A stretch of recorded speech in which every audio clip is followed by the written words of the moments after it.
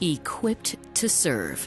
A motto well-suited for Utah House Representative Stephen Sandstrom. With a degree from BYU in political science and another in architecture from Arizona State, Sandstrom dreamed of designing a better future for Utah citizens. Sandstrom was given his political legs early in life. His parents taught him about America's virtues and our nation's founding fathers. They suggested he embed those same virtues in his own life. It was not unusual for young Stephen to be fed a steady diet of America's political issues during dinner. We wouldn't talk about a sporting event necessarily, or what we did at school. We talked politics. We talked about issues of the day. We talked about our opinions, and my parents instilled in me a great sense of patriotism. By the time he turned 8, his love for politics was evident. One day he rode his bicycle into downtown Provo, picked up campaign literature, and brought them home because he wanted to help the candidates win.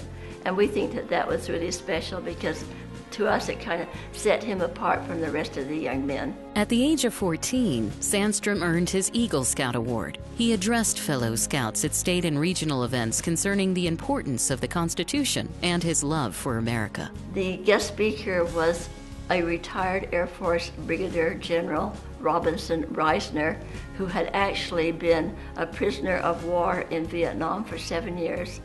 During his speech, he mentioned that he felt that Stephen was a young Abraham Lincoln, and we were just so proud to hear him say that and recognize that about our son. On his 17th birthday, he received his pilot's license. In 1988, Sandstrom's passion for America led him to the U.S. Marine Corps, where he became an officer. Following his military service, he began a successful career as an airline pilot. Today, flying has become a cherished hobby. After his father's unexpected and debilitating stroke, Sandstrom walked away from aviation to help run the family business. He promised his father he would keep the company alive. His promise came to fruition as a fourth-generation architect.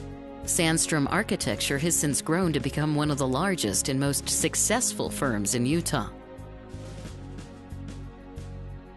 When the opportunity to serve arose in 1993, Sandstrom served on the Orem City Council from 1994 to 2006, gaining the reputation as a fiscal conservative. There, Sandstrom voted no for a proposed franchise tax increase, which was costly to Orem residents.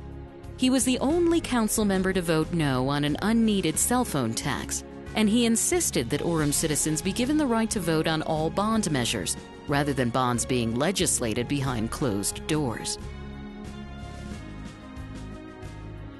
Today, he is known as one of the most effective lawmakers on Capitol Hill. Because of my upbringing, the values and principles that were instilled in me from the time I was a young boy that helped me to be an effective representative from day one. Sandstrom vowed from the start and remains firm on the fact that he is not and never will be a single-issue legislator.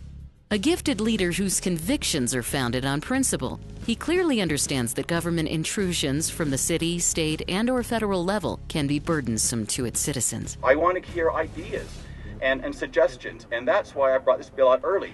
I'm not trying to do something that is just thrown upon the people of the state of Utah quickly like we see happen in Washington, D.C. Sandstrom believes that through state sovereignty we can help restore America and return to its constitutional foundation. In 2009, he co-founded the Patrick Henry Caucus, a contingent of state legislators contending an overreaching federal government and Barack Obama's progressive agenda. Reckless spending, cap-and-trade, and mandated health care were the catalyst of this cause. I see the states as the last hope for this great nation. We're the only hope because we're not going to get it out of Washington, D.C. After originating in Utah, the Patrick Henry Caucus is now in over 30 states across the country.